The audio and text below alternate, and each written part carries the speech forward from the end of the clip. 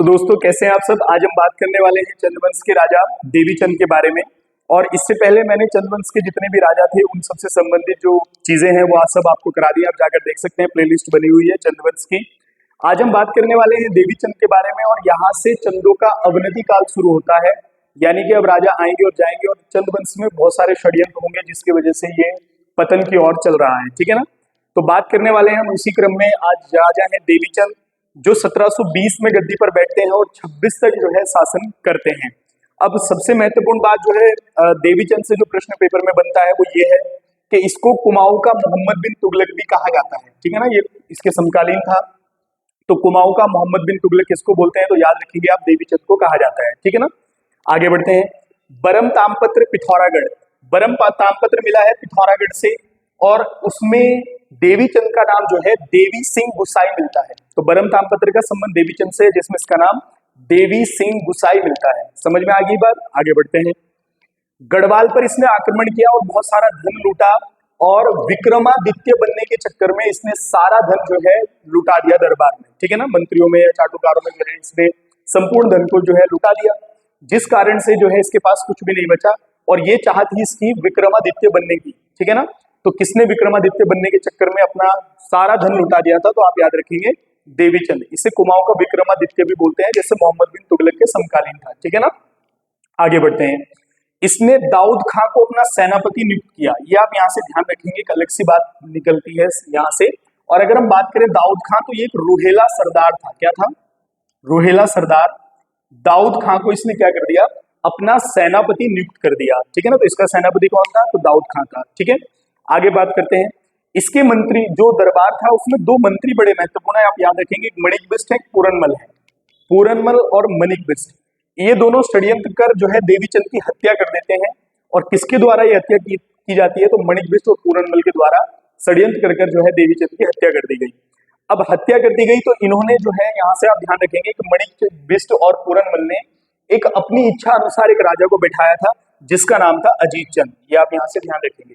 तो अजीत चंद को यानी कि अपने पसंद के राजा को मणिकबिस्ट और पूरनमल ने जो है गद्दी पर बैठा दिया। अब यहाँ से आप याद रखेंगे अजीत चंद जो है एक नाम मात्र का राजा था। इसके समय सारी सत्ता जो थी वो इन दोनों के हाथ में थी। ठीक है ना, सारी सत्ता।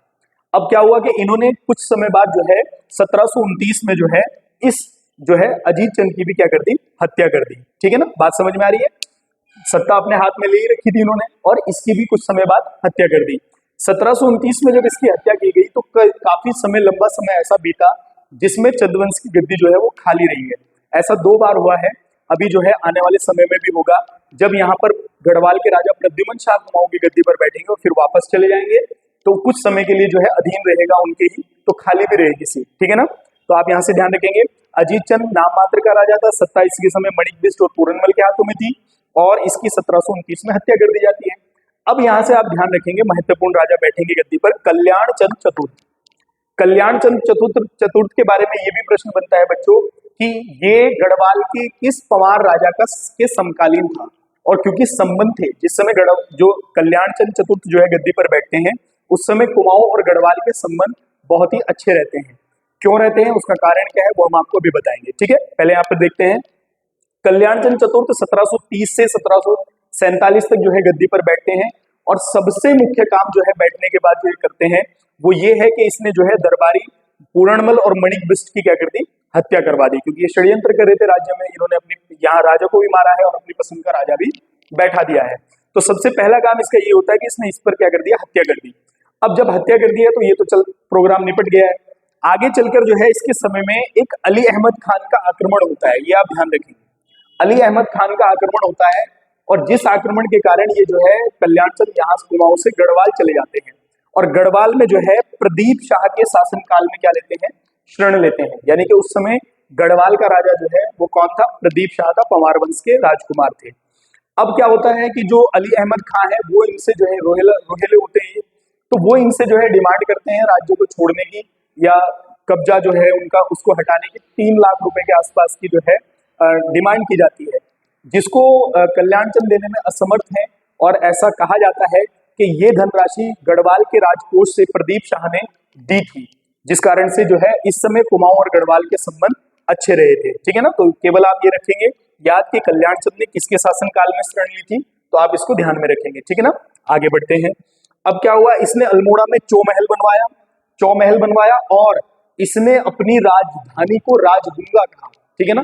देखो राजगुंगा किले का जिक्र हमने सबसे पहले चंद्रवंश को जब शुरू किया था तब भी किया था इसके बारे में, ठीक है ना। तो इसने क्या किया, अपनी राजधानी यानी कि राजधानी को राजगुंगा कहा और एक चौमहल का निर्माण अल्मोड़ा में बनवाया, ठीक, अल्मोड़ा में कराया, ठीक है। आगे बढ़ते हैं। सबसे महत्वपूर्ण घटना इसके शासनकाल की जो आपने याद रखनी है वो ये है कि इसने एक व्यक्ति थे शिवदेव जोशी, इस शिवदेव जोशी को जो है अपना दीवान नियुक्त कर दिया। क्या कर दिया, अपना दीवान नियुक्त कर दिया। और यहीं से जो है ये चीजें खराब होनी स्टार्ट हो जाएंगी, क्योंकि यही वो व्यक्ति है जो कुमाऊं के जो राजनीति थी उसको अपने हाथों में लेकर और अपने पुत्र की सहायता से ये सब गड़बड़ कर देंगे, ठीक है ना। आगे देखेंगे कैसे। उसके बाद एक चीज इसके समय की याद रखना कि इसके समय कल्याण चंद्रोदयम की रचना की गई थी, याद रखेंगे आप, कल्याण चंद्रोदयम। इसकी रचना जो की थी वो कवि शिव ने की थी। कल्याण चंद्रोदयम की रचना किसके द्वारा की गई, तो आप याद रखेंगे कवि शिव के द्वारा की गई, ठीक है ना। अब यहां से आपने एक चीज ध्यान रखनी है, ठीक है, जितनी बातें मैंने आपको बताई है उसमें आपने एक चीज बड़ी ध्यान में रखनी है आगे का इतिहास समझने के लिए। आपने यहां से एक व्यक्ति के बारे में देखा है, नाम है शिवदेव जोशी, शिवदेव जोशी, ठीक है। अगर बात की जाए शिवदेव जोशी के बारे में तो आप ध्यान रखेंगे इसे कुमाऊं का चाणक्य या शिवाजी, ये आप ध्यान रखेंगे इसके बारे में कि इसे कुमाऊं का चाणक्य या कुमाऊं का शिवाजी भी या कुमाऊं का कौटिल्य नाम से जो है जाना जाता है। किसको जाना जाता है, तो आप याद रखेंगे शिवदेव जोशी को जाना जाता है। अब यहां से एक चीज और ध्यान रखनी है कि कल्याण चंद ने इसको दो महत्वपूर्ण चीजें दी थी।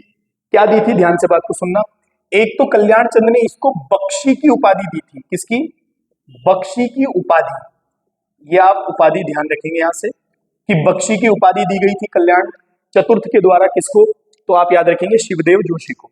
दूसरा एक काम बड़ा महत्वपूर्ण किया था कि शिवदेव जोशी को जो है कल्याण चंद ने अपने पुत्र, ठीक है ना, अपने पुत्र दीपचंद का, किसका, दीपचंद का संरक्षक बनाया था, ठीक है ना।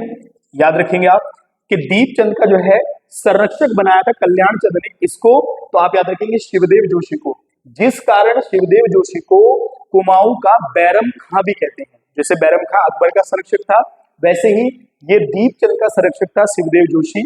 और किसने नियुक्त किया था, तो कल्याण चंद जो है चतुर्थ ने नियुक्त किया था। अब यहां तक आपको इतिहास समझ में आया है कि कल्याण चंद ने अपने दरबारियों की हत्या कर दी जो कि षड्यंत्र कर रहे थे। लेकिन एक घटना इसकी कार्यकाल की ऐसी है जो आपने ध्यान रखनी है कि इसने शिवदेव जोशी एक व्यक्ति थे जिनको दीवान का पद दिया था, अपना दीवान नियुक्त किया था और फिर एक उपाधि दी थी जिसका नाम था बख्शी की उपाधि, प्रमुख था ये, ठीक है ना। और फिर उसके बाद दीपचंद का इसको संरक्षक भी नियुक्त किया था। अब बच्चों जो इतिहास आगे पढ़ेंगे हम दीपचंद से, उसमें हम पढ़ेंगे कि दीपचंद जो है शिवदेव जोशी के हाथों की कठपुतली था। शिवदेव जोशी जो भी कार्य राज्य प्रशासन में करते थे या राज्य में करते थे तो इसका पता नहीं रहता था दीपचंद को, ना इसकी परमिशन की आवश्यकता थी, ना लेते थे, ठीक है ना। जिस कारण से दीपचंद को एक गूंगा राजा भी कहा गया, हैमिल्टन के द्वारा इसको गूंगा शासक कहा गया। आगे किस तरीके से इतिहास चला है और खत्म हुआ है उसके बारे में अगली वीडियो में हम बात करेंगे, ठीक है ना, दीपचंद से। तब तक के लिए धन्यवाद।